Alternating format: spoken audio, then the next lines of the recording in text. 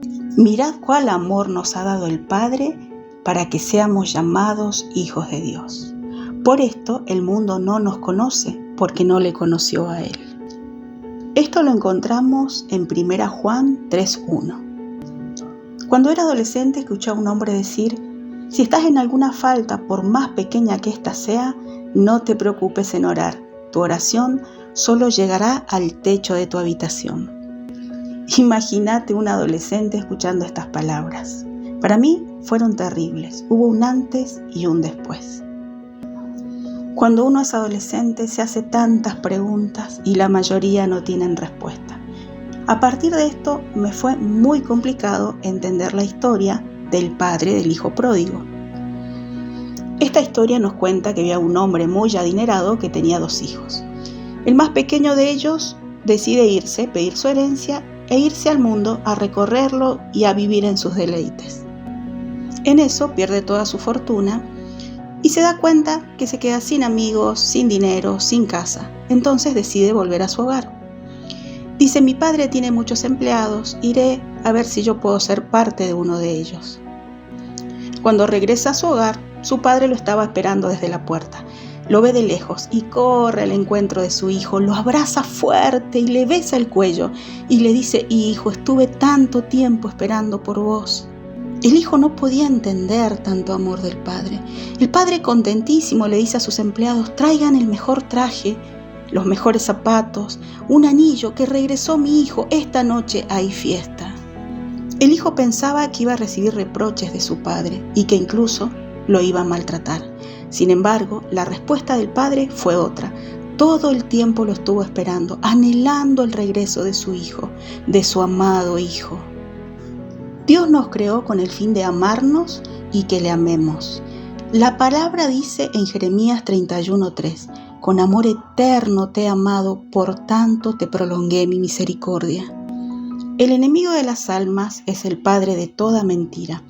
En Juan 8:44 dice lo siguiente: Él es un homicida desde el principio y no se mantiene en la verdad, porque no hay verdad en él. Cuando habla, mentira habla de su propia naturaleza, porque es mentiroso y padre de mentira. Este mundo y sus sistemas se han encargado de ver a Dios como no es.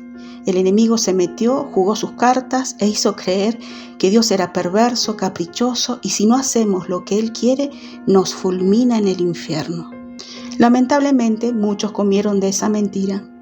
Lamentablemente, esta mentira te aleja de Dios. No solamente te aleja de Dios, te aleja de tu propósito. Y muchos la utilizan para manipularte. Encubiertamente utilizan esto, haciéndote creer que Dios está con una varita esperando a que te equivoques para castigarte. Muchos manipulan esto y te dicen: si vas a otro lugar, si escuchas a otras personas, Dios te va a castigar. Tenés que estar aquí, no te podés ir de este lugar. No escuches hablar a estas personas. Ellos hablan de una sobregracia.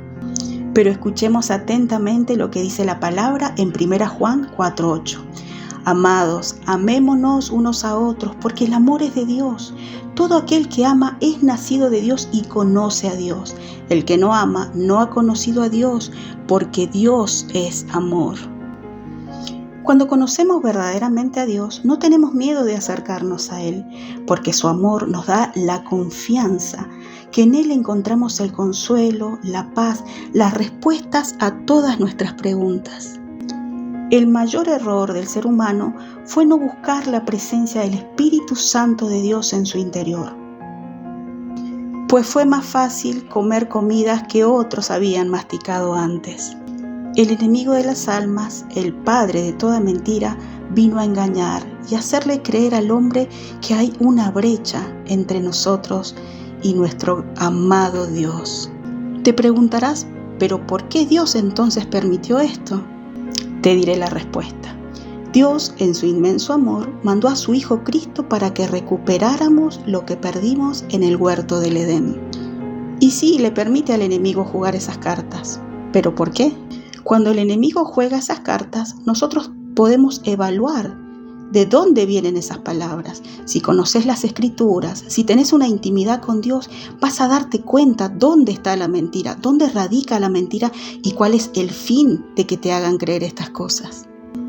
Dios se encargó de plasmar en la palabra lo que realmente sos cuando crees la verdad que Cristo nos vino a traer. Pero para eso tenemos que hacer nuestra la cruz del Calvario. Entender en primera persona qué significa morir al pecado, morir a la carne, morir a este sistema. Una vez que lo entendemos, podemos masticar de estas palabras. Por ejemplo, en Romanos 8:37 dice que somos más que vencedores. Sí, estamos en un mundo donde hay batallas constantes. Nuestro mayor enemigo es la carne. Pero ¿sabes qué dice la palabra? Sí, que somos más que vencedores. O sea, la victoria ya es nuestra en Cristo Jesús. También dice que en Él vivimos, que en Él nos movemos y que existimos en Él. Esto lo encontrás en Hechos 17:28. Y vamos por más. Dice que somos reyes y sacerdotes para Dios. ¿Escuchaste bien? Sí, somos reyes y sacerdotes. Esto lo encontrás en Apocalipsis 1:16. También somos nuevas criaturas. El viejo hombre, la vieja mujer que éramos antes de conocer a Cristo, muere y pasamos a ser nuevas criaturas en Cristo Jesús. Esto lo encontrás en 2 Corintios 5:17. Somos redimidos y perdonados. Sí, el enemigo de las almas quiere hacerte creer que siempre estamos en deuda. Pues no. La cruz llevó lo que nosotros teníamos que pagar. Ese es el inmenso amor del Padre. Somos nación santa, pueblo escogido por Dios. Esto lo encontrás en 1 Pedro 2:9. Somos la luz del mundo, ¿sí? Dios es luz y nosotros también, porque estamos hechos a imagen y semejanza de Dios. También la palabra dice que somos vida eterna en Cristo Jesús, que no pereceremos y que nadie nos arrebatará de las manos del gran yo soy. Esto lo encontrás en Juan 10:28. ¿Notaste todas estas cosas? ¿Pudiste ver en el Espíritu todos los beneficios que tenemos en creer en Cristo Jesús? Sí, porque Él es el medio. Cristo Jesús es el medio para entender lo que somos en Él. La palabra también dice que a los que creen las señales les seguirán. Pues nos encontramos con hermanos que tienen tremendas señales en Dios. Sí, tremendas señales en Dios. Y lamentablemente muchos de ellos tienen que esconderse porque son maltratados al decir que Dios se mueve a través de sus vidas. Pero la palabra dice en Juan 14:12, os aseguro que el que cree en mí hará también las obras que yo hago y hará otras todavía más grandes. El que no conoce, el que no entiende, el que no puede masticar de la palabra viva de Dios, no cree y hace que otros tampoco crean. Lamentablemente, muchos caen en el error por falta de conocimiento. Te invito a que te peses en balanza. ¿Cómo estamos creyendo la palabra que Dios nos está dando? Él vino a entregarse por nosotros para que creyéramos, para que hubiera un antes y un después en nuestras vidas. El mundo está cegado, el mundo está totalmente ciego a la palabra de Dios, aunque muchos se estén congregando en diferentes lugares. Dios vino a unir, no vino a separar. El enemigo de las almas vino a separar. La falta de amor, de empatía, hace que nos veamos separados del prójimo.